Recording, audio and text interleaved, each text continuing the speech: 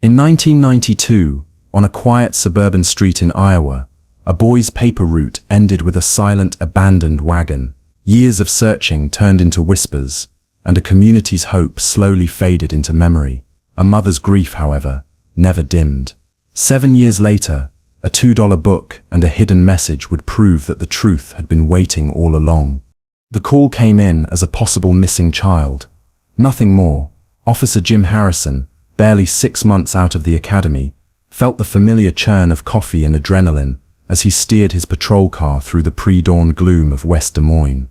The address was on a street like any other, in the suburb, a tidy lane of sleeping houses and manicured lawns. A single porch light cut through the blue-gray twilight, a beacon of rising panic in the otherwise serene neighborhood. He parked behind a sedan, its driver's side door left wide open, as if someone had fled it in a desperate hurry. John and Noreen Gosch stood on their front lawn, their faces pale and etched with a specific kind of fear Jim was beginning to recognize. It was the fear of a known routine suddenly, inexplicably broken. Noreen's hands were clenched together, her knuckles white. "He's never late," she said, her voice tight and thin, aimed at Jim but meant for the universe. Her husband just stared down the empty street, his jaw set so hard a muscle pulsed beneath his skin. Their son's name was Johnny.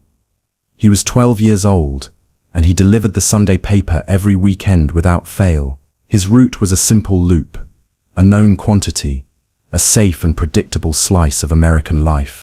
Jim Sargent arrived, his expression grim and businesslike. He took the parents aside, his low, calm voice a stark contrast to the frantic energy radiating from the couple. Jim was tasked with the initial walkthrough of the route, starting from the Gosch's driveway. He saw the papers first, stacked and bound with twine on the dew-damp grass of the driveway. A few had been loaded into the wagon. The wagon itself was the first real stab of unease, a bright and terrible omen. It was a classic radio flyer, cherry red and slightly scuffed from 100 childhood adventures. It sat on the sidewalk 2 blocks from the Gosch home, perfectly parallel to the curb. Its cargo of rolled newspapers was mostly intact, but a few had tumbled out, lying like fallen soldiers on the concrete.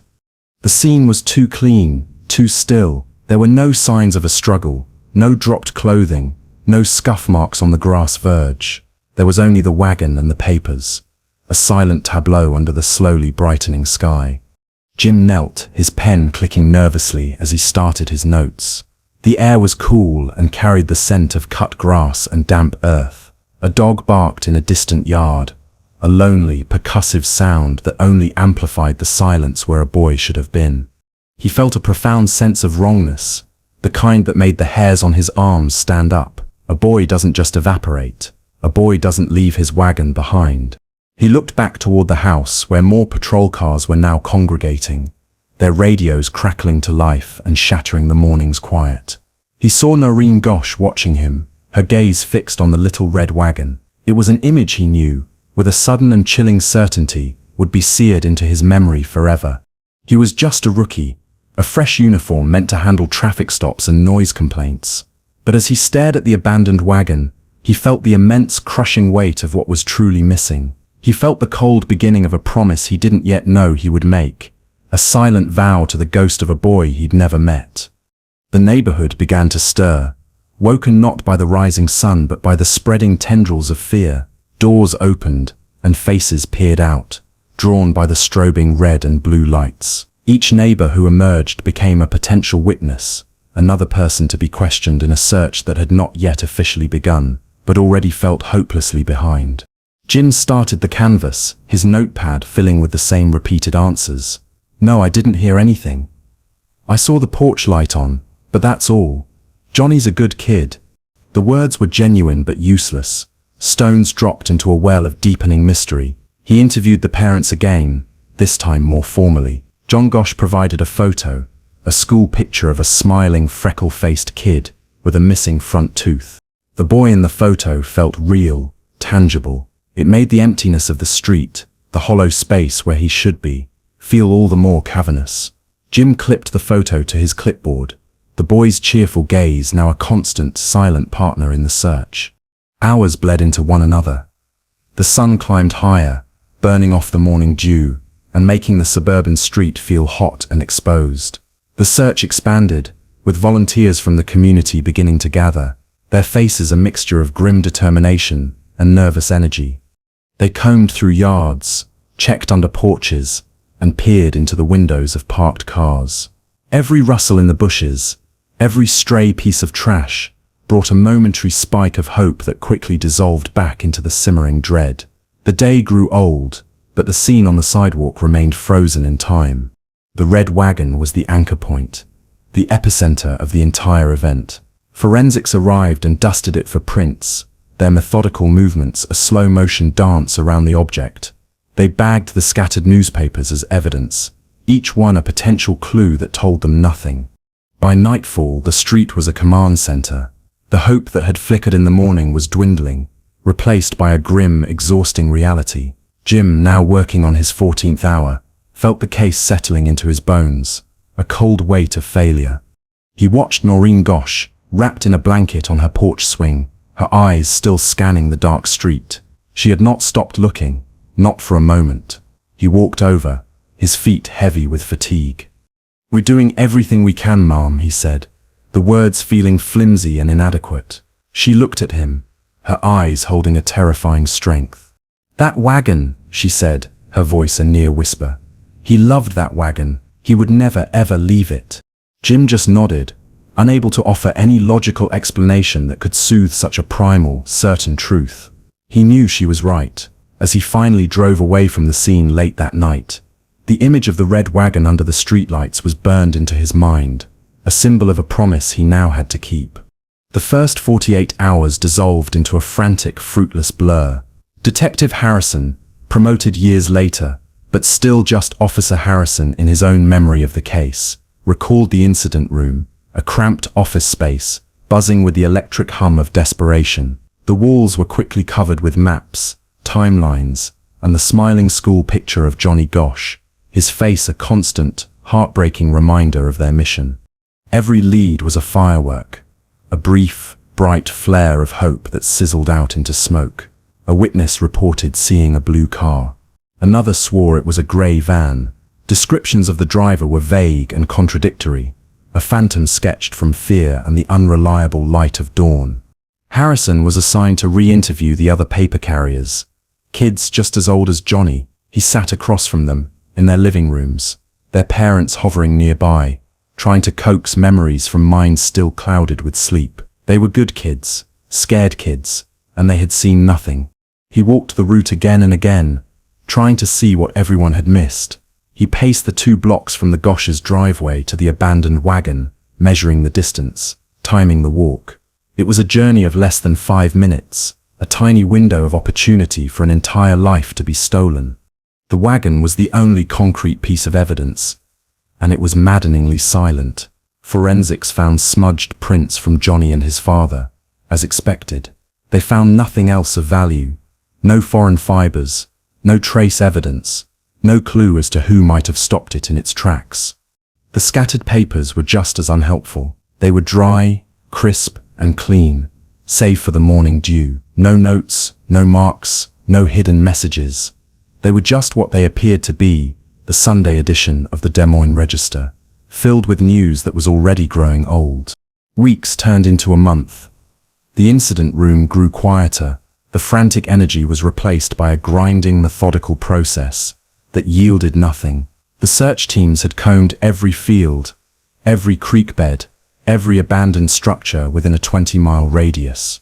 Harrison found himself drawn to the case file, even when he was off duty. He'd sit at his desk, the photo of Johnny looking back at him, and read through the witness statements until the words blurred together. He felt as if the answer was there, hidden in plain sight, a single sentence or a forgotten detail that he just wasn't smart enough to see. He spoke with Noreen Ghosh almost daily. She was a force of nature, a mother who refused to let the world forget her son. She organized her own searches, printed her own flyers, and hounded the press, her grief a raw, relentless engine. He admired her strength, but it also compounded his own sense of failure. Every time he had to tell her there was no news, he felt like he was letting her down personally. He had made a silent promise, and he was breaking it, one day at a time. The seasons changed. The green leaves of summer turned to the brittle golds and reds of autumn. The case, once a raging fire that consumed every resource of the West Des Moines Police Department, was now just smoldering embers. It was becoming what every officer dreaded, a cold case. The national media moved on to the next tragedy. The local volunteers went back to their lives. The flyers bearing Johnny's face grew faded and tattered on telephone poles, their plea for information slowly being washed away by the rain. Harrison was moved to other cases, other robberies, other assaults, but the Gosh file stayed on the corner of his desk. He would pick it up sometimes, late at night when the station was quiet, and just hold it, feeling the weight of the paper inside. He remembered one particularly bleak afternoon in late fall. He had driven past Johnny's street on a whim. The houses were decorated for Halloween, with smiling pumpkins on the porches and fake cobwebs stretched across the shrubs. On the Gosh's lawn, there was a single unlit pumpkin. It felt like a memorial. He saw Noreen through the front window, sitting at her dining room table, surrounded by stacks of paper. She was still working, still fighting. He drove away, a familiar, bitter taste in his mouth. The world had moved on, carving pumpkins and preparing for holidays. But on this one quiet street, time had stopped on a Sunday morning in 1992, right next to a little red wagon. The file was officially moved to the cold case archives in the basement. Harrison watched the clerk carry it away, a thick manila folder filled with dead ends and dashed hopes. It felt like a burial. He knew every detail by heart. He knew the name of the dog that barked. He knew the make and model of every car that had been parked on the street. He knew the precise number of papers left in the wagon. These facts were useless, sterile. They were the building blocks of a mystery with no solution. They circled endlessly in his mind, a rosary of failure he couldn't stop counting. The trail had not just grown cold. It had vanished, just like the boy himself. The file was a physical manifestation of failure. Detective Jim Harrison ran a hand over the worn manila folder, the tabs soft and frayed from years of handling. The name typed in black ink was still sharp. Gosh, Johnny. 7 years. 7 years of silence had settled over the case like a thick layer of dust, the same dust that now coated the evidence bags stored in the precinct basement. Harrison had moved from a fresh-faced rookie to a seasoned, weary detective in that time, but the Gosh case had frozen him in place. It was his own personal ghost, the one file he kept signed out from the archives, a permanent resident on his desk. His office was a cluttered space, filled with the ghosts of a dozen other cases, but Johnny's was the one that watched him. The school photo, now yellowed and curled at the edges, was pinned to the corkboard above his desk. The boy's smile, once a symbol of hope, now felt like a quiet accusation. He had kept his promise to Noreen. He called her every few months, even when there was nothing to say, just to let her know he hadn't forgotten. Their conversations were brief and heavy with unspoken words. Two people tethered to the same anchor of grief. Noreen never gave up. She had become a nationally recognized advocate for missing children, her face a familiar fixture on talk shows and in news articles. She pursued every psychic, every conspiracy theory, every jailhouse confession, with a relentless, desperate energy that both awed and worried Harrison. He dealt in facts, in evidence, in the things he could touch and prove. Her world was one of instinct and unwavering belief. He knew his methodical, grounded approach was a constant source of frustration for her, yet she still called him. He was her link to the official investigation, however dormant it had become. The city of West Des Moines had grown and changed. New houses stood on what used to be empty fields. Kids who were toddlers in 1992 were now teenagers with driver's licenses. The memory of the paperboy who vanished had faded for most, becoming a piece of local folklore, a cautionary tale parents told their children. But for Harrison it was still 1992. He could still feel the damp morning air. He could still see the red wagon sitting on the sidewalk. A perfect, terrible still life. That image was the screensaver in his mind, the picture that appeared whenever his thoughts went idle. He opened the file, the brittle pages rustling under his touch. He knew every report, every witness statement, every dead end lead by heart. The stack of papers was thick with the sheer volume of work that had been done, and thin on actual substance. There was the report on the blue sedan, which turned out to belong to a man who was visiting his sister and had been cleared. There was the tip about a suspicious drifter who was located 2 states away and had a concrete alibi. There were dozens of such reports, each one a small closed loop of investigation that led nowhere. The case was a maze of dead ends. Harrison had walked every path 100 times, always ending up back at the same place: a boy, a wagon, and a void of information. He felt like he was trapped in those first few hours of the search, forever canvassing a silent street. His obsession with the case was a quiet joke among the other detectives. They called it Harrison's ghost. He didn't mind. He had earned the reputation. He was the keeper of the flame, the one man who refused to let Johnny Gosch become just another name in a filing cabinet.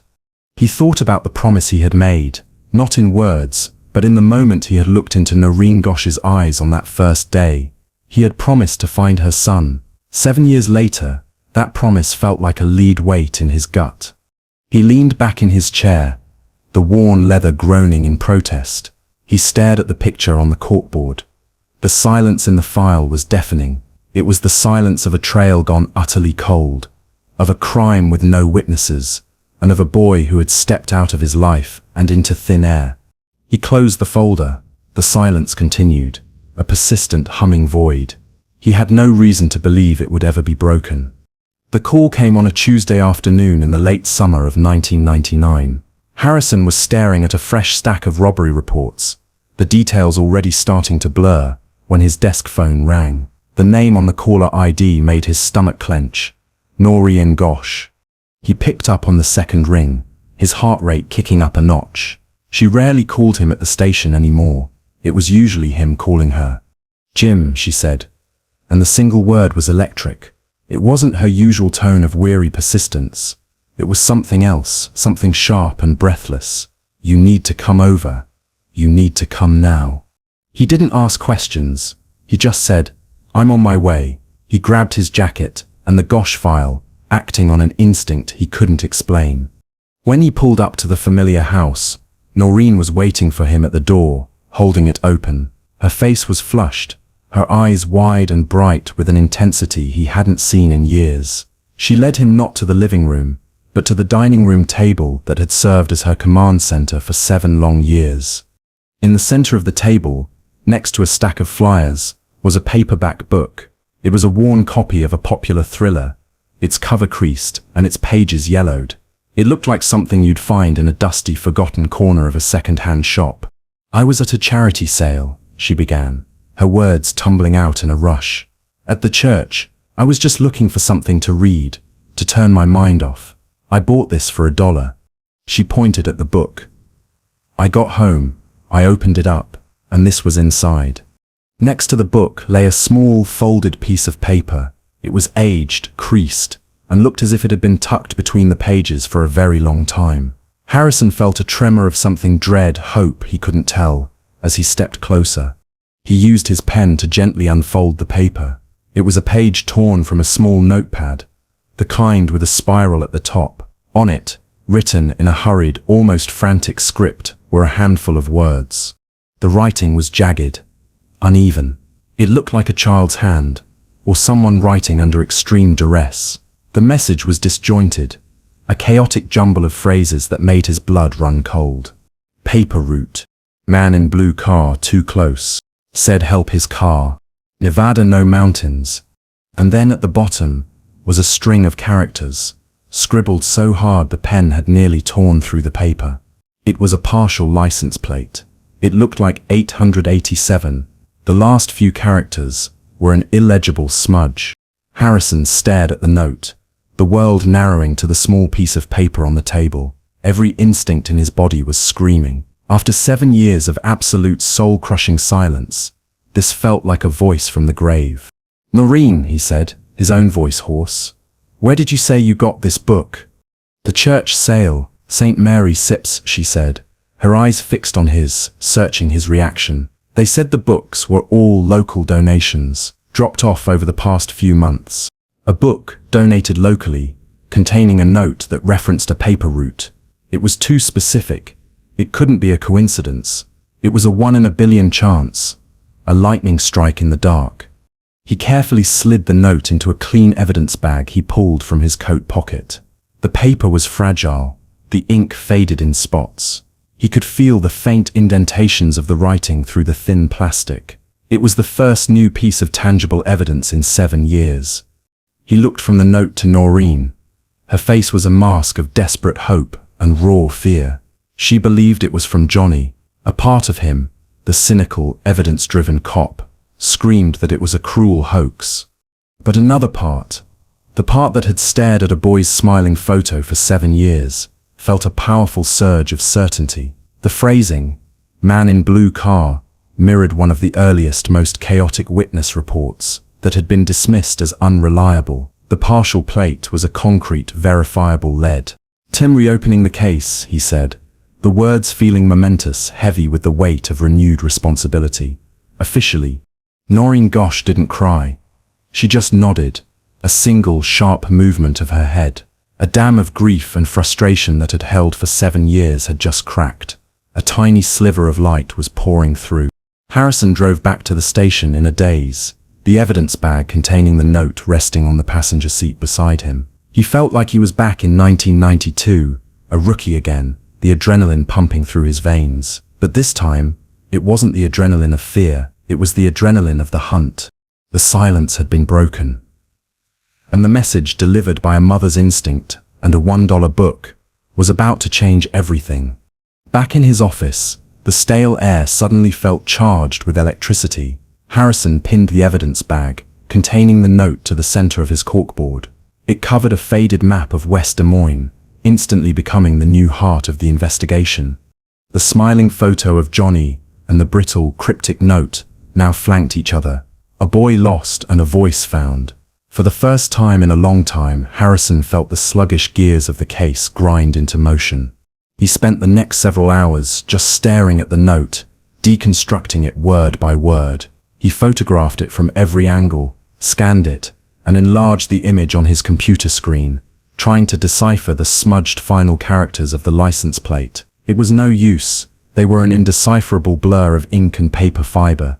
887. It wasn't much, but it was infinitely more than he had yesterday. It was a thread. He knew pulling it could unravel everything, or it could simply snap in his hands. His focus shifted to the phrases, paper route. This was the anchor, the word that tied the note directly to Johnny Gosch. It was too specific to be a random discovery. Man in blue car, too close.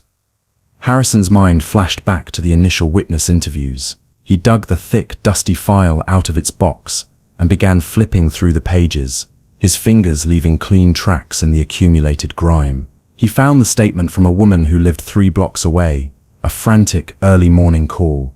She had reported a dark blue sedan, maybe a Ford or a Mercury, driving slowly down the street around the time Johnny would have been there. The officer who took the statement had noted she seemed agitated and unsure of details. In the chaos of those first days, with other conflicting reports of vans and different colored cars, her testimony had been downgraded, lost in the noise. Now, reading it again with the note as a guide, the words leaped off the page. He pulled the original report from the file, its paper thin and almost translucent with age. It felt like holding a lost key. Then came the strangest part of the note. Nevada, no mountains. It was nonsensical. A child's confused geography, a code, a reference to something only Johnny would understand. Harrison typed the phrase into the primitive search engines of 1999. He found articles about the flat, arid regions of Nevada, but nothing that seemed to connect. He listed it as an unknown, a piece of the puzzle that didn't fit, and set it aside. His gut told him to focus on the concrete, on the car, and the plate. He started the process of running the partial plate. It was a nightmare of bureaucracy and outdated systems. He had to request access to the Department of Motor Vehicles archives from 1992 and the years leading up to it. The request would take days, maybe weeks, to be approved and processed. While he waited, he re-examined every single page of the original case file. He He was no longer just reading them, he was interrogating them, viewing every statement, every minor detail, through the new, startling lens of the note. He was looking for a dark blue sedan. He built a new timeline on his whiteboard, this one centered around the potential existence of this specific vehicle. He cross-referenced the blue car sighting with the routes of the other paper carriers, with the times people left for work. He was trying to will a pattern into existence from the faded ink of 7-year-old reports. He felt a kinship with the rookie he had been in 1992. The young officer who had meticulously taken down these statements. That young man had gathered all the right pieces. He just didn't know how they fit together. The scent of old paper and dust filled his small office. He worked late into the night, fueled by stale coffee and a surge of purpose he hadn't felt in years. The other detectives in the precinct noticed the change. The ghost in Harrison's office was suddenly active, rattling its chains. He took the note to the department's handwriting analyst. The analyst was cautious, non-committal. The writing showed signs of extreme stress and was consistent with that of a pre-adolescent, but he couldn't definitively match it to the few available samples of Johnny's schoolwork from 1992. It was another dead end, but Harrison hadn't expected a miracle. The power of the note wasn't in its forensic certainty. It was in its direction. For 7 years the investigation had been a ship adrift. Now it had a heading. He pinned the blue car witness statement next to the note on his board. The two documents, one from a terrified woman in 1992 and one from a mysterious book in 1999, seemed to speak to each other across the gulf of time. They were two halves of a story, and Harrison was determined to find the rest.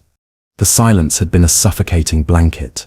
This note was a single, ragged hole, and fresh air was pouring in. He could feel it, the cold trail warming under his feet with every old page he turned. He was no longer just the keeper of a memory. He was an active investigator on a live case once more. The approval from the DMV arrived a week later, a thick manila envelope that felt like it weighed 100 pounds. Inside was a CD-ROM containing the archived vehicle registration data for Polk County from 1988 to 1992. Harrison slid it into his computer tower, the whirring of the disk drive sounding like a countdown. The database was a clunky, text-based relic of the early 90s. There was no simple search function. He had to manually comb through thousands of entries, a mind-numbing task of staring at columns of names and numbers. His search parameter was simple: any license plate registered in the county that started with the sequence 887. He was looking for a dark blue sedan, specifically a Ford or a Mercury, as the original witness had suggested. Days blurred into a montage of screen glow and caffeine. He cross-referenced every potential match with the original case file, looking for names that had appeared anywhere in the initial investigation, witnesses, neighbors, anyone who had been even tangentially involved. The list of potential hits was dauntingly long. He started with the Fords. He sorted the list by model, focusing on sedans like the Taurus or the Tempo. He checked each registered owner's name against his files. Nothing. He moved on to Mercury, with the same painstaking, fruitless process. His eyes burned from staring at the pixelated green text. The thread he was pulling felt like it was stretching thin, threatening to snap. It was possible the car wasn't registered in the county, or that the witness was wrong about the make, or that the note itself was a dead end. Just as the frustration began to crystallize into despair, he found it. It wasn't listed under Ford or Mercury. It was a 1989 Dodge Diplomat, dark blue. The license plate began with 887. The name of the registered owner was Paul K. Fowler.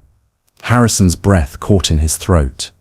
He scrambled for the original case file, his hands shaking slightly. He didn't need the index. He knew exactly where to look. The neighborhood canvass reports, section 3, the list of individuals who lived within a 6-block radius, but were not home or did not answer during the initial door-to-door search. And there it was, Paul K. Fowler, with an address just 4 blocks from where Johnny's wagon was found. The report simply noted, no answer at door. Neighbor states subject is single male, keeps to himself, left message. There was no follow-up. In the chaos of 1992, with hundreds of homes to check and dozens of more promising leads to chase. A single unanswered door was a trivial detail. The file showed that an officer had tried to follow up a week later, but a different neighbor said the man had moved out suddenly, with no reason to suspect him of anything. The thread had been dropped. It was a footnote in a volume of dead ends. Now that footnote was the entire story. Harrison felt a cold dread mix with the exhilaration. A man living 4 blocks away, who drove a dark blue sedan with a license plate that matched the partial from the note, who had vanished in the immediate aftermath of the abduction. It was too much to be a coincidence. He ran the name Paul Fowler through the modern police databases, a search that was infinitely more powerful than what they had in 1992. The results began to paint a deeply disturbing picture. Fowler had no criminal record in Iowa, but a search of national records showed he had been arrested in 1997 in Nevada on charges of loitering near a schoolyard. Nevada, no mountains. The cryptic phrase from the note slammed into Harrison's mind with the force of a physical blow. It wasn't a child's confused geography. It was a location. Johnny was telling them where he had been taken. The loitering charge had been dropped. Fowler had claimed he was just waiting for a friend. Without any victims or further evidence, the police had let him go. Harrison felt a surge of rage at the missed opportunity. He kept digging. He found a current address for Paul Fowler in a small, dusty town in rural Nevada, an area known for being flat and arid, an area with no mountains in sight. It was all clicking into place, the disparate, forgotten clues locking together like tumblers in a lock. A 7-year-old note from a used book, a 7-year-old witness statement that had been dismissed, a 7-year-old canvas report with a single missed connection. They were all pieces of the same puzzle, a puzzle that Harrison was finally beginning to solve. The forgotten clue wasn't just a clue, it was the key. Paul Fowler was no longer a footnote. He was the primary and only suspect in the disappearance of Johnny Gosch. Harrison stood up and looked at his board. The photo of Johnny, the note, the witness statement, and now a printed-out driver's license photo of a man with cold, empty eyes. The ghost in his office had a face. Finding the witness was the next critical step. Her name was Brenda Sims, and according to the 1992 report, she had been a 24-year-old nursing student at the time. A quick search of public records revealed she was now Dr. Brenda Hayes, a pediatrician with a practice in a suburb of Minneapolis. Harrison knew this interview had to be handled delicately. A phone call wouldn't suffice. He needed to see her face, to gauge her reaction, to jog a memory that was 7 years old and likely buried under a mountain of life experience. He booked a flight. He found her at her clinic, a bright, cheerful place filled with drawings from her young patients. Dr. Hayes was a woman in her early 30s now, with a calm, professional demeanor. When Harrison introduced himself and mentioned the Johnny Gosch case, her expression shifted. The professional calm vanished, replaced by a shadow of the fear he could hear in the original officer's report. "I remember that day," she said, leading him to her private office. "I still never forget it. I felt so helpless. I told the officer what I saw, but he seemed to think I was just hysterical." "You weren't hysterical, Dr. Hayes," Harrison said, his voice gentle. "You were the only one who saw him." He didn't show her the note. He didn't mention a suspect. He wanted her memory to be pure, untainted by new information. He simply asked her to walk him through that morning one more time. She closed her eyes for a moment, summoning the memory. "I was up all night studying for an exam. I was at my window, drinking coffee, watching the sun come up. That sips when I saw the car." Her description was more detailed now, sharpened by age and the clarity of hindsight. It was a dark blue sedan, an older model. Boxy, American-made, I thought, like a police car, but not one. It was driving too slow, creeping along the curb. "And the driver?" Harrison prompted, keeping his own breathing steady. "I only got a glimpse," she said, her brow furrowed in concentration. "A man, white. He had dark hair, maybe. What I remember most were his glasses. They were thick, dark-rimmed. He was just watching. He was watching the paperboy." She recalled seeing Johnny on the other side of the street, pulling his wagon. She remembered the blue car stopping. She didn't see the actual abduction. She had turned away from the window for a minute to refill her coffee. When she looked back, the car was gone, and so was the boy. All that was left was the wagon. At the time, I thought I must have imagined the connection, she said, her voice filled with a guilt she had clearly carried for years. I told the police, but everything was so confusing. People were reporting all sorts of things. I started to doubt my own eyes. Now came the critical moment. Harrison slid a file folder across his desk. Inside were 8 black and white headshots. Standard photo lineup procedure. One of them was Paul Fowler's driver's license photo from 1991. The other 7 were randomly selected individuals with similar features. I want you to look at these photos, he said calmly. Take your time. I just want to know if you recognize anyone. She picked up the folder, her hand trembling slightly. Her eyes scanned the faces, moving from one to the next. She paused, went back, and then her finger came to rest on one of the photos. It was Fowler. His eyes, she whispered, a chill in her voice. That Sips him. The glasses are different, but that Sips the man from the car. I Sips am sure of it. Her certainty was absolute. There was no hesitation. In that moment, 7 years of doubt and self-recrimination fell away, replaced by the horrifying clarity of what she had witnessed. Harrison felt a grim satisfaction. This was it. The credible, detailed account that tied the suspect to the scene. Brenda Hayes' testimony, once dismissed as noise, was now the cornerstone of the entire case. He finally showed her a protected copy of the note. He pointed to the line "Man in blue car too close."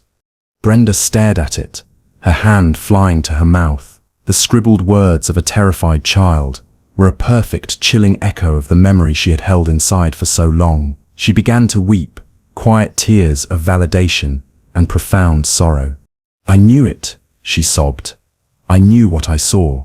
On the flight back to Des Moines, Harrison felt the weight of the case shift. It was no longer a historical puzzle of paper and ink. It was alive, breathing, and hurtling toward a conclusion. He had the suspect, he had the car, and now he had the witness. He had everything he needed to start writing a search warrant. The ghost in his office now had a name, a face, and a destination. Paul Fowler's life was a roadmap of transient residences and low-level jobs. As Harrison dug deeper, a portrait emerged of a man who was an expert at being forgettable. He moved every year or two, never putting down roots, leaving behind nothing more than a forwarding address and the faint impression of a quiet, strange man. Harrison sat in the glow of his monitor, piecing together the timeline of Fowler's life after he fled Iowa in 1992. He had drifted through Missouri and Kansas before landing in Nevada, the state Johnny's note had mentioned. The background check revealed a man with no close friends, no family to speak of, a ghost moving through the lonely highways of America. The most disturbing pattern was his choice of housing. Fowler always rented small, isolated houses on the outskirts of quiet suburban towns. He chose neighborhoods with schools, parks, and kids on bicycles. He was a predator who hunted in a specific type of habitat. The 1997 loitering arrest in Nevada now looked infinitely more sinister. He hadn't just been lingering. He had been observing, scouting. The local police had no reason to know he was the same man who had lived 4 blocks from Johnny Gosch, the man whose name was a forgotten footnote in a cold case file 1,000 miles away. The system's inability to connect the dots had allowed him to slip away. Harrison assembled his case for the district attorney. He laid it all out. The note, the partial license plate, the motor vehicle records, the witness identification, and the suspect's chilling pattern of behavior. It was a chain of circumstantial evidence, but it was a thick, heavy, and undeniable chain. The DA, a man Harrison had known for years, listened without interruption, his expression growing more grim with each new piece of information. When Harrison finished, the DA simply nodded. "Get your warrant," he said. "We need to get inside that house in Iowa." The house Fowler had rented in West Des Moines had been sold twice since 1992. It was currently occupied by a young family who had no connection to him. Harrison had to approach them with a search warrant for a house they believed was their own safe haven, a warrant connected to a crime committed years before they ever moved in. He met the couple, the Millers, at their front door. He explained the situation as gently as he could, that his investigation required a non-invasive search of their property, specifically the basement.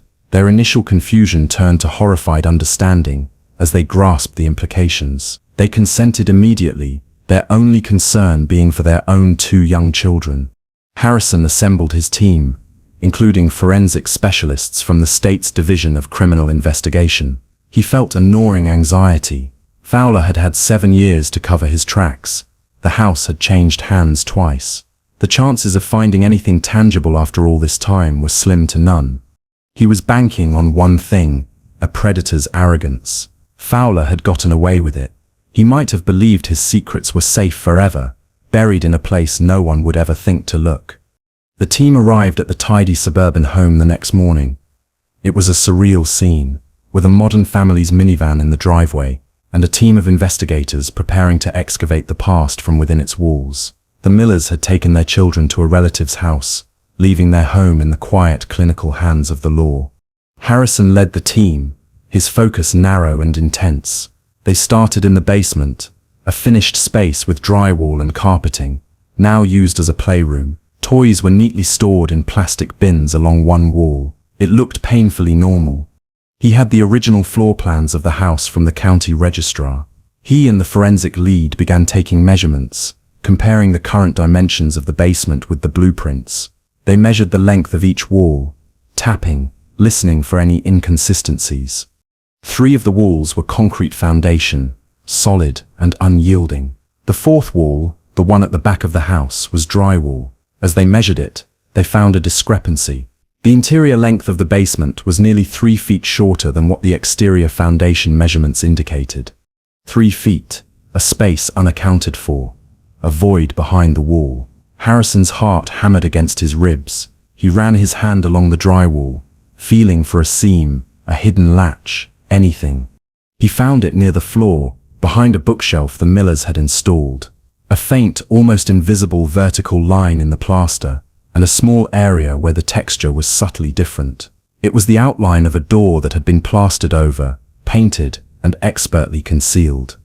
This was the moment, the culmination of 7 years of waiting, of a mother's impossible hope, of a detective's dogged obsession. Harrison looked at his team.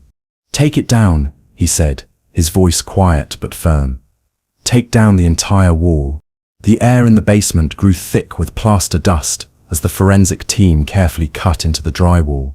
They didn't use a sledgehammer. This wasn't demolition. It was an archaeological dig. Every piece of the wall they removed was treated as potential evidence. Harrison stood back, his arms crossed, his entire being focused on the growing rectangle of darkness they were exposing.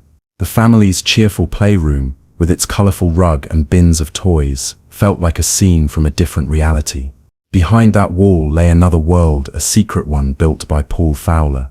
When the opening was large enough, a forensic officer shone a high-powered flashlight inside.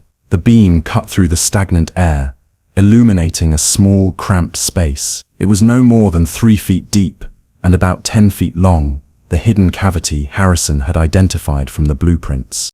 The smell that drifted out was stale and suffocating, the smell of trapped air and old secrets.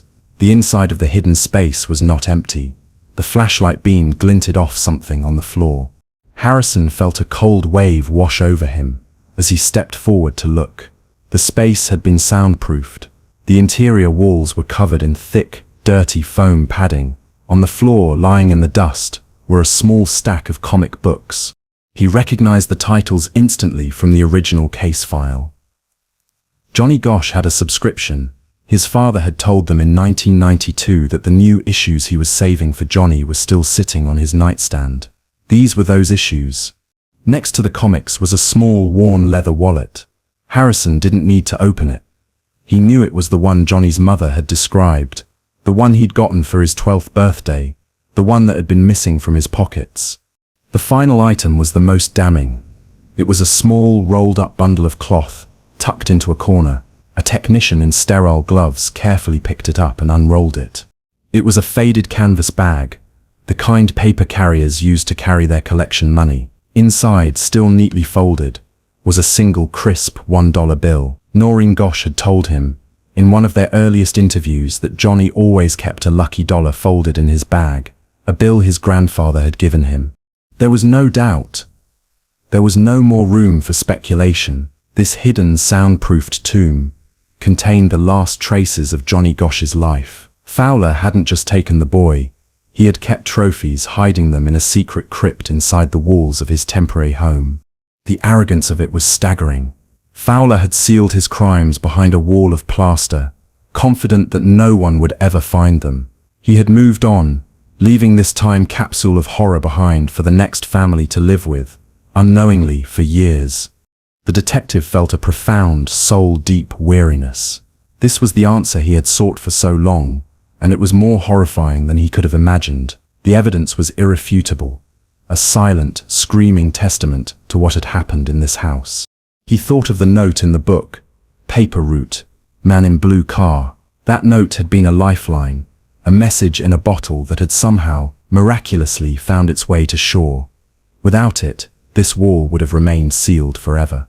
Johnny, in his final desperate moments, had managed to send out the one clue that would ultimately lead them here. The team worked for hours, methodically cataloging and removing each item. Every speck of dust, every fiber, was now part of a homicide investigation. The hidden space was photographed from every angle, its dimensions recorded, its very existence now a centerpiece of the case against Paul Fowler. Harrison stepped out of the house and into the fresh air, taking a deep breath. The quiet suburban street was exactly as it had been 7 years ago. But now, the silence was different. It was no longer the silence of mystery. It was the silence of a grave that had finally been opened. He pulled out his phone. He had 2 calls to make. One was to the authorities in Nevada, to tell them to pick up Paul Fowler immediately. The other call was to Noreen Gosch. The arrest of Paul Fowler in Nevada was quiet and anticlimactic. The local sheriff's deputies found him at his small rental house, the one with no mountains in sight. He didn't resist, he just surrendered, his face a blank mask, the same cold emptiness from the photo in Harrison's office. He refused to talk. He asked for a lawyer, and then retreated into a wall of silence as absolute as the one he had built in his basement. He would never confess, never offer an explanation, never show a flicker of remorse. But Harrison didn't need a confession. The evidence recovered from the hidden room was overwhelming. The comic books, the wallet, the lucky dollar, they told the story Fowler refused to. The case against him was a fortress. The hardest part of the investigation was yet to come. Harrison drove to Noreen Gosch's house, the final authenticated evidence report resting on the passenger seat. He had called her after the discovery, telling her only that they had found significant evidence and that a suspect was in custody. He owed her the final terrible details in person. She met him at the door, her face a fragile mixture of hope and dread.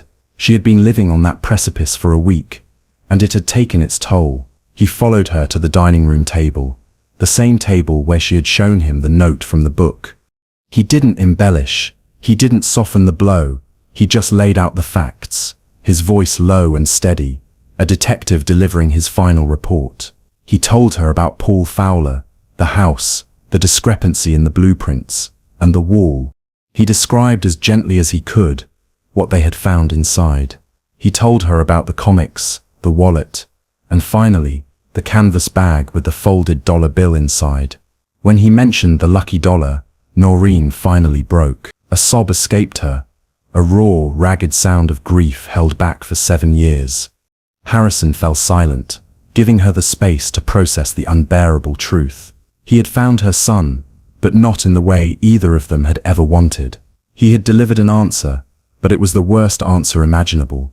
"The note," she said, her voice a whisper after several minutes of silence. "He wrote it, didn't he? Johnny wrote it." "We believe he did, Noreen," Harrison said softly. "We believe he left it in Fowler Sip's car, maybe tucked inside a book he saw there. We believe that somehow, that book made its way from Nevada back here. Your son broke his own case. You just had to be the one to find his message. He saw a flicker of something in her eyes then. Something other than just pain. It was a fierce, heartbreaking pride. Her son, in his final moments, had fought back in the only way he could. He had left a trail. They sat in silence for a long time. The journey was over. The questions that had haunted them both for nearly a decade had been answered. All that was left was the stark, brutal finality of it all. Later, as he drove away from her house for the last time, Harrison thought about the little red wagon. For so many years it had been a symbol of a question mark, of a mystery that could not be solved. Now it was just a memory, a prelude to a story whose ending he finally knew. The case of Johnny Gosch was closed. Justice would be served in the sterile, methodical way the legal system provides. But for Harrison, the true closure was in the fulfillment of his silent promise. He had been haunted by a ghost for 7 years. A ghost who lived in a dusty file and a faded photograph.